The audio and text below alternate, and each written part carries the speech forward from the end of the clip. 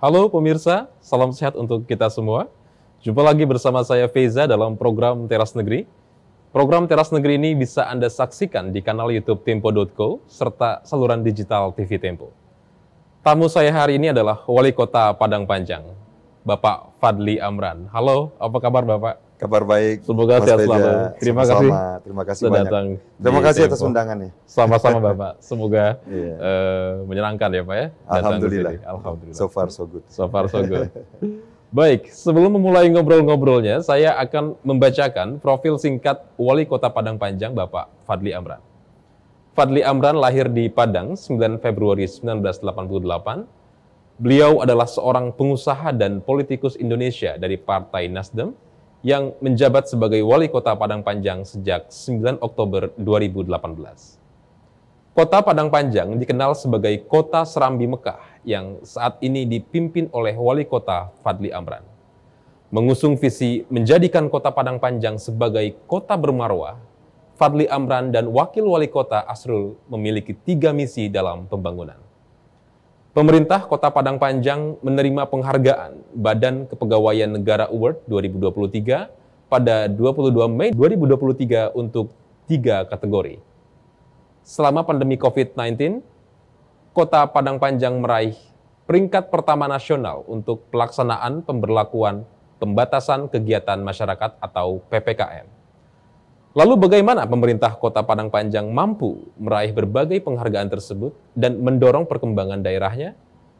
Langsung saja kita berbincang dengan Wali Kota Padang Panjang, Bapak Fadly Amran, untuk tahu lebih jauh program-program sebagai kepala daerah. Baik, Bapak. Iya. Kami ucapkan selamat dulu ya Pak kepada pemerintah Kota Padang Panjang yang berhasil Terima kasih. meraih penghargaan BKN Award 2023. Nah, boleh diceritakan Pak, mungkin apa yang bisa dipelajari atau mungkin yang prosesnya seperti apa sehingga akhirnya bisa memperoleh penghargaan tersebut? Iya, tadi kan bisa kita baca visi kami, saya dan Pak Wakil Wali Kota itu adalah untuk Padang Panjang bermarwah dan bermartabat. Oke. Tentu kalau kita tanya, apa sih yang bermarwah? Ya. Apa yang bermartabat? Tentu manusianya. Karena memang Kota Padang Panjang dari dulu dikenal sebagai kota pendidikan. Oke. Ya, Kota Serambi Mekah. Lahirnya pondok-pondok pesantren modern Sumatera Barat itu ada di Padang Panjang. Sehingga kami mempertahankan itu bagaimana kita betul-betul mencetak SDM-SDM yang unggul di Kota Padang Panjang, termasuk pemerintahannya. Nah, sehingga tata kelola pemerintahan khususnya dalam manajemen aparatur sipil negara menjadi fokus kami di awal kepemimpinan.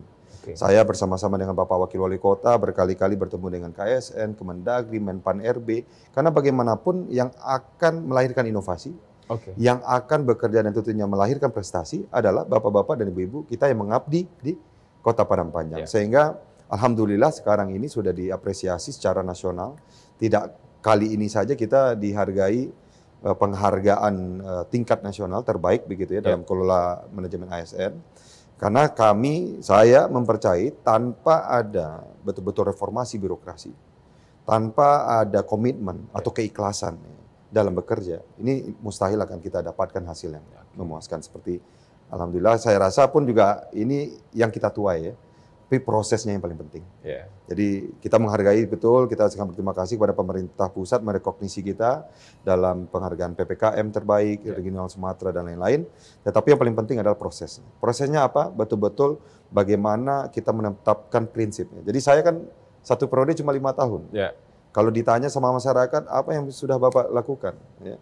Kalau prestasi pembangunan mungkin banyak, wali kota lain pun juga banyak. Tetapi tentunya setiap wali kota, setiap kepala daerah punya prinsip yang ditanamkan. Ini yang saya betul-betul ingin sampaikan. Sehingga apa? Ketika awal masuk, saya tidak ada melihat dari segi politik, intervensi lain-lainnya. Ya. Saya sangat menghargai itu. Karena kalaulah saya sebagai pemimpin yang membuat kebijakan diskriminatif dan lain-lainnya, pasti itu akan mengakar sampai ke bawah. Nah, ini yang kami lakukan dan alhamdulillah sekarang membuahkan hasil. Jadi bagian dari proses yang akhirnya menuai hasil yang positif dan dihargai juga ya Pak ya. Alhamdulillah. Luar biasa sekali. Nah, tadi kan bicara prestasi ya Pak ya. Kita bicara proses lagi. Kita kembali ke proses. Bicara proses pasti juga ada beragam tantangan ya. Apa saja tantangan yang mungkin dihadapi dalam membenahi tata kelola pemerintahan? Terutama dalam hal standar kinerja ASN misalnya, Lalu dalam hal membuat perencanaan dan mengkalkulasi kebutuhan pegawai, hingga mengidentifikasi kompetensi mereka. Nah, ini kompleks juga nih Pak. Iya, memang harus ada komitmen ya. Ya. Pasti setiap yang namanya reformasi, revolusi pasti akan ada konflik. Ya, kadang-kadang ketika kita melakukan asesmen dan lain, pasti banyak ada yang setuju, ada yang tidak, ada yang mengikuti dengan baik, ada yang tidak gitu kan. Tetapi mudah-mudahan konsep kami adalah bagaimana there is no one left behind. Ya. Bagaimana betul-betul kebijakan manajemen ASN, aristokrasi dan lain ini betul-betul merangkul seluruh ASN yang ada di Kota Padang Panjang sehingga betul-betul bisa diikuti kan begitu ya. Nah, saya rasa ketika ini dilakukan tanpa ada intervensi-intervensi dan juga tidak terlalu banyak ikut campur, kita selaku pimpinan tidak terlalu banyak ikut campur, alhamdulillah berjalan dengan cukup baik ya. Oke. Nah, karena saya pernah mendengarkan dari ASN di Kota Padang Panjang, mereka sangat bersyukur dengan apa yang kita lakukan ya. Kita diapresiasi, jenjang karirnya pun dilihat. Ya, dan juga saya pun juga tidak pernah mungkin bertemu dengan si A, si B, dia harus jadi kepala dinas dan lain-lain. Jadi saya rasa ini core dari reformasi birokrasi itu sendiri. Ketika memang sistem ini dibangun dan nantinya bisa berjalan dengan sendirinya gitu ya. Saya meritokrasi award pun juga pernah kita dapatkan dari BKN dan saya rasa ini adalah kunci ya dari bagaimana program-program pemerintah ini bisa berjalan dengan baik. Tanpa aparatur sipil negara yang kuat yang betul-betul profesional, ini akan sulit kita dapatkan. Sehingga saya sangat-sangat menitik beratkan harapan saya kepada beliau-beliau itu. Saya sampaikan, ya, wali kota bisa silih berganti, tapi Bapak dan Ibu akan bekerja seumur hidup di instansi ini. Sehingga betul-betul harus profesional, harus ikhlas, tulus untuk masyarakat kita. Oke, luar biasa. Jadi fokus kepada SDM itu jadi penting. Kunci ya Pak? Penting, itu luar paling biasa. Penting saya rasa. Karena setiap program, mau pendidikan, beasiswa, kemiskinan, pengentasan pengangguran, kan program pemerintah. Kalau kita main-main, otomatis mungkin sampai ke jiwa raga masyarakat akan terpengaruhi begitu. Jadi memang tidak main-main saya rasa. Kadang-kadang praktek-praktek yang terjadi ya, korupsi, kolusi, nepotisme, hasilnya yang dirugikan masyarakat banyak begitu. Sehingga ini pun menjadi kunci dari pergerakan kita. Saya 1 tahun sebelum 3 bulan sebelum menjabat, saya sudah ke KPK gitu. Ini saya bukan maksud KPK mengendorse kita, tidak. Kadang-kadang KPK pun bilang, Pak, Bapak kesini bukan buat endorse-endorsan ya, dalam artian kami memang melihat komitmen dan itu kita lakukan gitu ya. Dan saya rasa itu juga adalah salah satu fundamental dari pembangunan itu. Percuma kita berbicara, saya membangun ini, membangun itu, tetapi core-nya, prinsipnya tidak kita tanamkan. Karena kalau itu tidak kita tanamkan, kapan lagi negara kita akan berubah begitu ya. Dan seperti saya sampaikan tadi, banyak yang menolak, banyak yang menentang. Banyak yang menyampaikan ke saya naif, saya anak kecil. Ya. Bapak anak kecil, nggak ngerti, ini politik. Biarin, saya mau bereksperimen, saya sampaikan begitu. Ya, biarkan saya bereksperimen dengan cara kami, dengan cara saya, dengan niatan tulus untuk masyarakat. Sekali lagi ini bukan kampanye, bisa dicek langsung di Padang Panjang bagaimana saya running pemerintahan kita. Oke, luar biasa. Jadi nothing tulus ya Pak Fadli. Nothing tulus. Nothing tulus. Betul. Oke.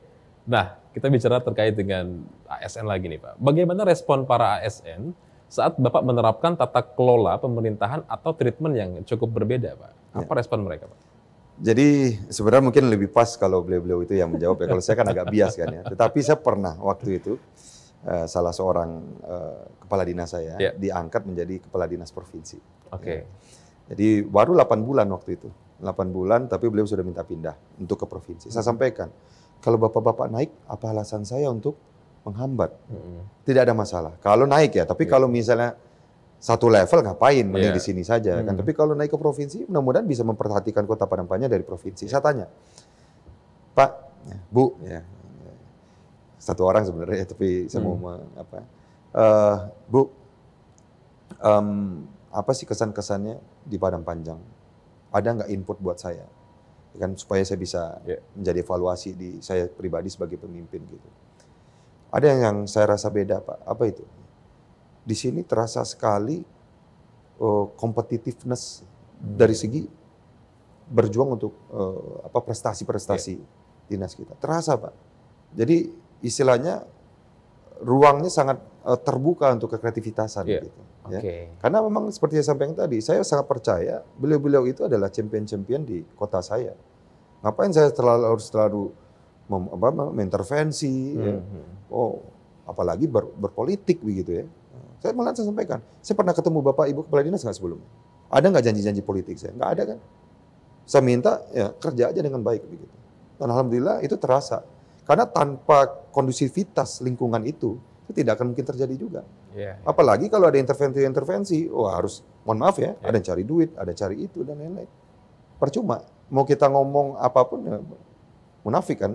Tetapi ketika diberikan ruang seluas-luasnya, ya, alhamdulillah prestasi itu datang dengan sendiri. Itu bukan karena saya. Saya mungkin tidak tahu teknis, nggak ngerti sama sekali kan. Tetapi saya meyakini beliau-beliau itu dan saya berikan ruang kepada beliau-beliau itu dan akhirnya pencapaian-pencapaian datang dengan sendirinya. Alhamdulillah. Alhamdulillah. Luar biasa. Lalu Pak, selanjutnya, mengapa pemerintah Kota Padang Panjang begitu fokus membenahi tata kelola pemerintahan ini, khususnya terhadap norma dan kinerja ASN? Ya. Lalu apa dampak dan manfaat yang dapat dirasakan oleh masyarakat, Pak? Saya pas awal masuk ya, salah satu yang saya lakukan itu saya lihat tuh kabel-kabel di kantor-kantor. Saya suruh rapikan semuanya. Terus saya sangat menekankan sekali bagaimana budaya pengarsipan kita ini rapih. Ya. Maksudnya apa? Hal-hal kecil penting. Karena reformasi birokrasi itu bukan melihat kacamata besar saja. Tapi hal-hal kecil bagaimana kita bekerja, memperhatikan hal-hal kecil. Sekarang masalah pengarsipan aja tidak rapi, bagaimana saya mau minta yang besar-besar. Hal-hal kecil untuk merapikan kantor saja tidak bisa. Gitu ya. Jadi ada nilai yang saya tanamkan. Saya berusaha. Saya berusaha. Saya rasa itu, kalau misalnya tentang pembangunan dan lain-lain, siapalah yang tidak bisa membangun. Tetapi prinsip tadi itu mudah-mudahan bisa diingat. Saya berdoa, mudah-mudahan ini apa yang saya tanamkan ini bisa diingat oleh aparatur sipil negara kita. Dan saya rasa itu core. Ya, percuma kita berbicara banyak hal, tetapi bagaimana kita bekerja secara tulus, ikhlas, kan sepertinya simple dan klise. Ya, tetapi itu penting. Ya, itu tidak boleh dilupakan ya. Jangan hanya berbicara outcome, tetapi berbicara tentang apa niatan kita, apa awalan kita, dan secara strategis harus diimplementasikan melalui program gitu. Nggak bisa jangan sekedar ngomong saja. Ngomong saya kasih nasihat, nggak bisa. Tetapi bagaimana indikator-indikator kecil tadi saya sampaikan, pengarsipan, bagaimana tata kelola perkabelan lah ya kan, kan hal-hal kecil kan. Tetapi the devil is in the detail.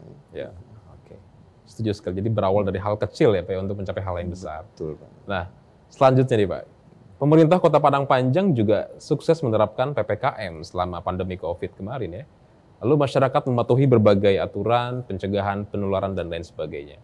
Nah, dan Kota Padang Panjang juga meraih peringkat pertama nasional untuk implementasi PPKM. Apa yang dilakukan pemerintah Kota Padang Panjang saat itu, Pak? Rapi, kerja rapi, ya, terstruktur seperti saya sampaikan tadi itu, dan kolaborasi. Ya. Kita mendapat kemenangan karena masyarakatnya berkontribusi, ya kan? Karena masyarakatnya patuh. Ya. Waktu itu kita kerjasama dengan banyak pihak, ya, seperti tukang ojek pun juga kita berdayakan waktu itu. Ya, karena kalau kita bikin pos-pos begitu kan banyak jalan-jalan tikus kan. Jadi ketika mereka masuk pos, mobil truk atau apa, kita minta ojek buat ngikutin gitu, biar dia nggak masuk ke daerah kita. Betul-betul kita lockdown istilahnya begitu ya, dan sukses. Dan kebijakan-kebijakan insentif ya, BLT dilanjutkan dengan gerakan-gerakan intervensi pasar ya. Ini sangat-sangat sukses kita alhamdulillah, dan dihargai DID, dana insentif daerah begitu ya. Dan sekali lagi saya sampaikan, tanpa niatan itu tidak mungkin terjadi. Jadi itu betul-betul saya tanamkan di awal kepemimpinan saya, dan tentu saya sebagai pemimpin nggak boleh juga kita ngomong A, apa yang kita lakukan B. Saya sampaikan saya anti korupsi, kolusi, nepotisme, sampai sekarang saya ngomong, boleh begitu. Bapak tidak usah memikirkan, bagaimana Pak Wali Kota, bagaimana Pak Wakil Wali Kota. Dan itu pun juga saya rasa menjadi bagian penting. Kadang-kadang tidak dibaca. Karena masyarakat nggak menarik juga bagi dia. Banyak yang tidak, ini kan ya, banyak yang nggak menarik itu. Memang kenapa Bapak anti korupsi? itu kadang-kadang hal yang saya lihat esensial, tapi kadang-kadang tidak menjadi pembicaraan, padahal itu core permasalahan kita. Betul. Karena saya dulu kan melihat dari luar juga. Saya kan ketua KNPI, aktivis juga dulu. Ketua KNPI Padang, ketua KNPI Sumatera Barat. Ketika di aktivis kita teriak-teriak, aktivis masuk pemerintah, kok diem? Saya kadang-kadang lihat begitu. Mohon maaf ya, sebagian, ya tidak semua. Tetapi ada adik-adik saya. Ya. Jadi saya rasa itu hal-hal yang penting untuk harus kita pertahankan. Karena bagaimanapun akar permasalahan birokrasi adalah itu. Kalau sudah ada kepentingan-kepentingan, seperti yang saya sebutkan, percuma kita ngomong-ngomong hal lain gitu. Jadi prinsip itu yang harus diutamakan. Oke, luar biasa sekali, Pak. Nah, dari sisi perekonomian, bagaimana pemerintah Kota Padang Panjang mendukung pertumbuhan ekonomi yang sempat terpuruk saat COVID, Pak? Apa strategi-strategi yang dilakukan pada saat itu? Kita kan jalur perlintasan, dan memang 60% itu didukung oleh UMKM. Banyaknya UMKM di Padang Panjang itu ada 16.000, mayoritas itu kulineri. Karena kita perlintasan, dan kita sejuk ya, jadi orang biasa datang ke Padang Panjang itu udah lapar duluan. Jadi retribusi restoran saya potong dari 10% jadi 5%. Jadi kacamatanya sebenarnya adalah untuk seharusnya kan dengan retribusi turun PAD kan, kebalikannya naik malahan. Karena tumbuh berkembang kulineri di Kota Padang Panjang pertama. Kedua, tentu sama seperti dengan daerah-daerah lain, kita mengikuti perintah pusat, BLT, itu tahun pertama. Setelah itu kita intervensi pasar, kita pasar murah dan lain-lain, dan gerakan nanam cabai. Karena memang salah satu faktor inflasi di Kota Padang Panjang itu adalah harga cabai, karena kita banyak mendapatkan cabai dari luar begitu ya. Banyak sebenarnya ya program-program sentuhan langsung pada masyarakat, kayak di pusat menaikkan harga BBM, kita malah subsidi kenaikan itu. Jadi nggak ada untuk angkot, tetap beli BBM dengan harga yang normal gitu ya. Berkali-kali BLT saya nggak bisa hitung lagi, udah berapa kali, banyak sekali ya. Dan itu pun juga berbagai golongan masyarakat. Ya. Ada yang mohon maaf masyarakat miskin, ada juga yang masyarakat pengusaha, wirausaha, UMKM gitu kita bantu juga. Banyak sekali. Oke. Jadi makanya mungkin karena itu pula ya pemerintah pusat memberikan apresiasi. Sampai-sampai ada kabupaten tetangga, Pak, kasih BLT mulu, cemburu masyarakat saya dibilang. Karena kita dapat ide itu 2 kali ya. Alhamdulillah. Jadi salah satu percontohan wilayah yang ini. Tapi kadang-kadang kalau terlalu sering kan ya kita nggak enak juga sama daerah tetangga, kan kabupaten besar-besar penduduknya. Kalau kita kan kota kecil. Jadi untuk BLT alhamdulillah mayoritas masyarakat mendapatkan. Malah kalau untuk BLT itu hampir 60% kali masyarakatnya. Kita mendapatkan sentuhan. Kalau sekarang di Padang Panjang UHC sudah semuanya. BPJS Kesehatan sudah 100%. Universal Labor Coverage. BPJS Ketenagakerjaan kita tanggung juga. Sudah 90%. 88%. Jadi kalau misalnya saya sudah dorong tahun ini, sudah kita anggarkan. Kalau sempat di 90 sekian persen, itu kita yang pertama Universal Labor Coverage. Kalau dengan BPJS Kesehatan kan Universal Health Coverage. Ini ini labor coverage. Jadi mohon maaf ya, kalau kena sakit ditanggung pemerintah, kecelakaan ditanggung pemerintah. Jadi bapak-bapak orang tua ya tinggal fokus kerja aja. Masa besarin anak nggak bisa? Mohon maaf, sudah banyak bantuan dari menyelesaikan, bukan besarin anak, mohon maaf menyelesaikan pendidikan anak, masa nggak bisa? Kan untuk kesehatan dan keselamatan kerja sudah ditanggung oleh pemerintah.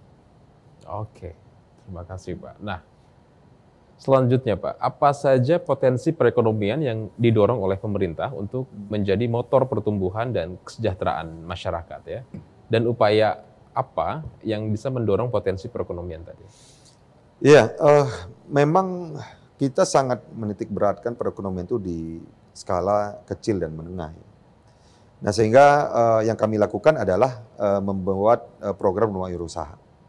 Rumah wirausaha ini adalah inkubasi, dan juga untuk permodalan kita mendorong koperasi syariah. Jadi karena kita sudah konversi koperasi yang ada pada Padang Panjang, Dan 2 program ini, alhamdulillah, satu sudah mendapatkan lencana bakti dari Kementerian UMKM untuk koperasi syariah, dan koperasi syariah dan rumah wirausaha sudah menggraduasi lebih kurang sekitar 40 champion per tahunnya. Jadi ini yang kami lakukan karena memang kalau untuk Padang Panjang, perekonomian masyarakat sangat-sangat ditopang oleh pengusaha-pengusaha kecil mikro dan menengah. Oke. Selanjutnya Pak, dari sisi pariwisata ya, Kota Padang Panjang memiliki destinasi wisata alam, wisata sejarah, budaya, dan kuliner yang menarik. Bagaimana pemerintah setempat mempromosikan potensi pariwisata tersebut, Pak? Saya boleh edap nggak yang terakhir? Saya boleh tambah ya? Silakan. Dan juga pasar menjadi media transaksi perekonomian terbesar ya di Kota Padang Panjang. Dan alhamdulillah di tahun kemarin kita sudah mendapatkan predikat SNI. In fact, launching pasar SNI di tahun 2022 itu adalah di Kota Padang Panjang. Jadi dari 7 pasar nasional, satunya adalah Kota Padang Panjang. Jadi kita fokus betul merevitalisasi pasar kita karena memang salah satu pusat perekonomian di Kota Padang Panjang. Itu perlu saya tambahkan. Jadi pasar SNI itu tahu, masyarakat tahu kan begitu kan. Tadi kata Ibu kan silakan dipakai itu media. Itu penting itu. Pariwisata. Iya. Seperti yang digiatkan oleh Mas Menteri kan bagaimana pariwisata kelurahan ini didorong, pariwisata nagari kalau di Sumatera Barat ya. Dan kita bersyukur wisata Kubu Gadang yang kita bina dan juga wisata Sigando yang kita bina di Kota Padang Panjang itu menjadi yang terbaik di 2 tahun berturut-turut, satu di Kubu Gadang dan juga di Sigando. Kubu Gadang sekarang sudah masuk dalam peta 100 wisata kelurahan terbaik di Indonesia. Nah, saya rasa skala-skala ekonomi ini yang perlu kita dorong, skala-skala pariwisata seperti ini yang perlu kita dorong karena kita melihat banyak turis-turis ataupun wisatawan yang datang ke Kota Padang Panjang itu keinginannya masuk ke kota pendidikan ya untuk belajar ya. Kita ada PDIKM, Pusat Dokumentasi Informasi Minangkabau, itu museum. Kita ada wisata Kubu Gadang, yaitu untuk live museum ya, bagaimana ya belajar makan bajamba, ya, silelanya. Kita ingin orang datang ke Padang Panjang itu betul-betul belajar dan juga mengetahui lebih dalam tentang Minangkabau. Itu yang kita target. Karena kalau untuk menyaingi Jam Gadang kan nggak mungkin. Ya. Menyaingi Istana Pagoruyung kan nggak mungkin. Tetapi mereka lewat Padang Panjang. Nah ini yang kita coba fokuskan bagaimana mereka bisa berhenti. Salah satunya di kulineri tadi, kita juga ada pasar kuliner. Dan juga ada wisata-wisata budaya yang kita coba gerakkan. Jadi sangat variatif. Ya, potensi-potensi wisata dan memang punya value tersendiri. Dan potensinya itu. Itu dia, betul, luar biasa. Nah, selanjutnya Pak, bagaimana strategi agar potensi pariwisata yang bergerak di Kota Padang Panjang ini sejalan dengan koridor wisata halal ya, sehingga tetap memiliki daya tarik sekaligus mempertahankan ini falsafah adat Basandi Syarak, Syarak Basandi Kitabullah. Nah, ini menarik Pak. Saya rasa masyarakat sendiri yang menjaga itu ya.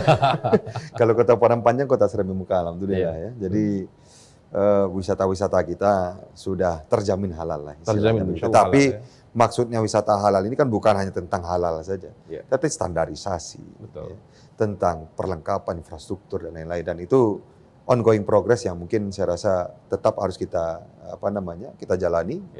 Dan kita sangat bersyukur apresiasi dari kementerian, bantuan-bantuan dari kementerian dan juga ini juga membantu dalam pergerakan itu. Jadi tetap kita kawal Pak ya. Tetap kita, itu tidak akan pernah selesai. Never ending ya Pak ya. Tentu bagaimana kita fokus supaya desa-desa wisata kita ini mempunyai akses, mempunyai infrastruktur yang layak, ya. Dan tentunya dikunjungi oleh masyarakat banyak dengan event-event yang menarik begitu. Saya rasa itu ongoing progress, tidak akan pernah berhenti. Luar biasa. Jadi terus berinovasi, terus beraktivasi ya. Tidak pernah berinovasi.